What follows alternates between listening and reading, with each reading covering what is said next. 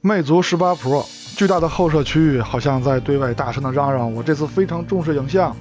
现在的手机也就是从后摄区域能看出与其他手机的不同。那你喜欢这次18 Pro 的后摄工业设计吗？如果你喜欢可以打1，不喜欢可以打2，无所谓的可以打3。来，一起给他投个票。魅族18 Pro， 魅族的新款力作。魅族这个品牌呢，是让世界第一批知道咱们能做智能手机的品牌。它的第一款产品在欧洲的展会上，甚至有被人抄摊的经历。只不过这2年啊，有人说魅族的发展不是很好。在这种大背景下，18 Pro 来到了我们面前。那这款产品对于魅族来说，到底是强弩之末还是救命稻草呢？我们一起先从影像聊起。那欢迎观看 ZPH， 我是刀吴，我是长张。我们的节目呢会聊手机、聊摄影、聊关于手机摄影的话题。喜欢这期节目，记得一定要点一个赞哦，还要关注我们，支持我们。那么下面呢，先来看它的精选样片，之后我们会详细的聊聊它每颗镜头在影像方面的表现怎么样。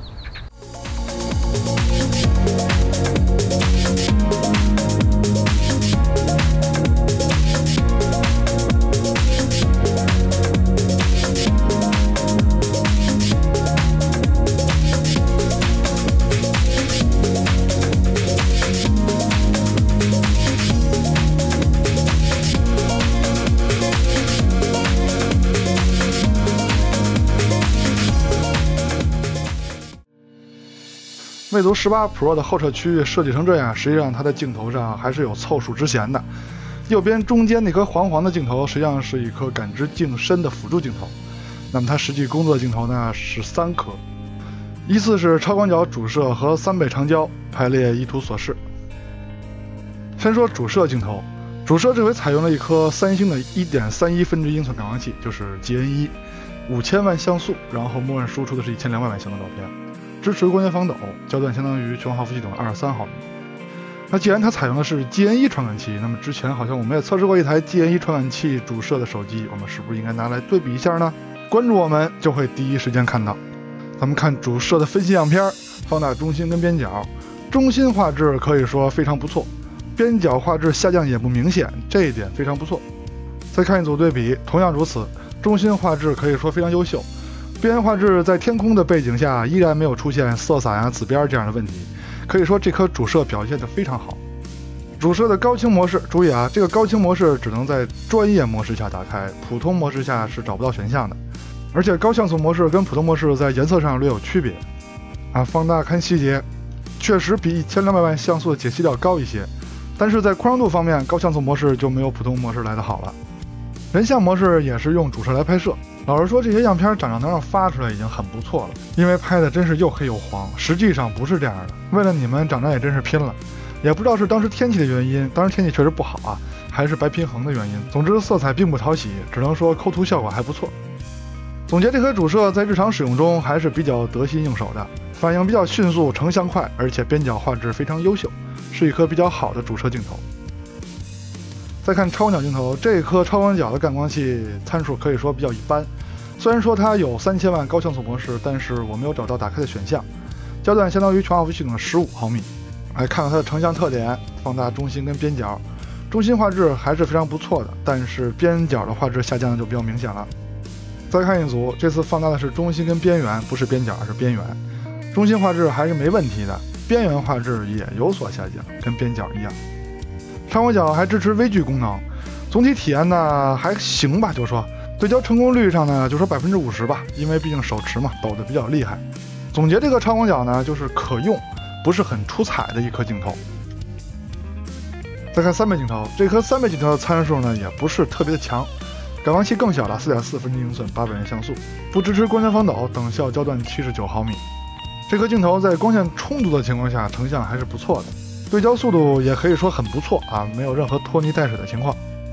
焦段也是日常生活中比较常用的焦段，但如果你想拍摄这种野生的烤鸭，那就稍微有点费劲了。站得太近它就跑了，站远了吧够不着，你就得用数码变焦来拍摄，那画质就不能保证了。总结这颗长焦头呢，就是光线充足的情况下表现非常优秀，一旦光线降低了，那画面就会有涂抹感。还有一点要说明，就是如果在夜里拍摄夜景的时候，3倍镜头根本不工作，你调到3倍，实际上它也是用主摄数码裁切到3倍来拍摄的。前置摄像头由长长来为大家介绍。魅族18 Pro 的前置摄像头是4400万像素，清晰度还可以，但是软件功能方面偏弱啊，没有美颜，有一个 AI 超清人像功能，听起来挺好，但是我不知道是我的问题还是他的问题，我觉得这开不开没有区别呀。不过呢，它这个前置的位置居中，拍照时候角度相对更自然，而且声控快门啊，这些功能做挺好的。还有一个新功能啊，叫滤镜社区，什么意思呢？就是你可以扫码导入别人做好的滤镜，或者可以复制别人照片里用过的滤镜。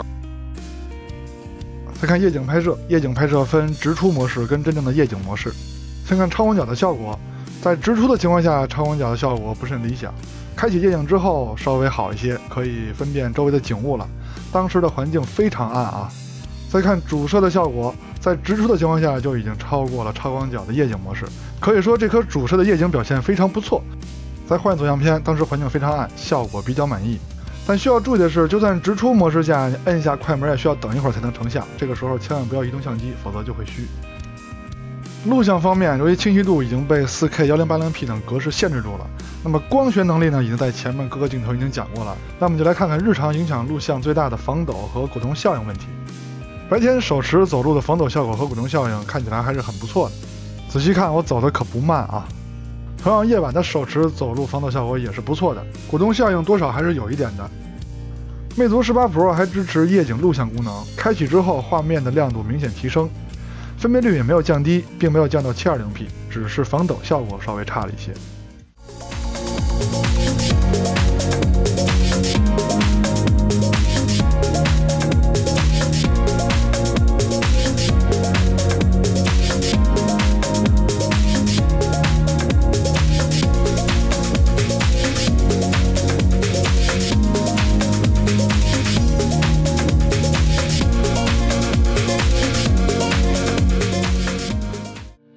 工业设计方面，开头大家已经对它的后摄区应该投过票了。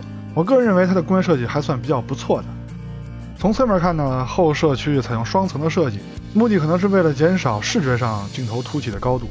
由于采用主摄体积很大，所以镜头的凸起就在所难免了，实际的高度也不算低。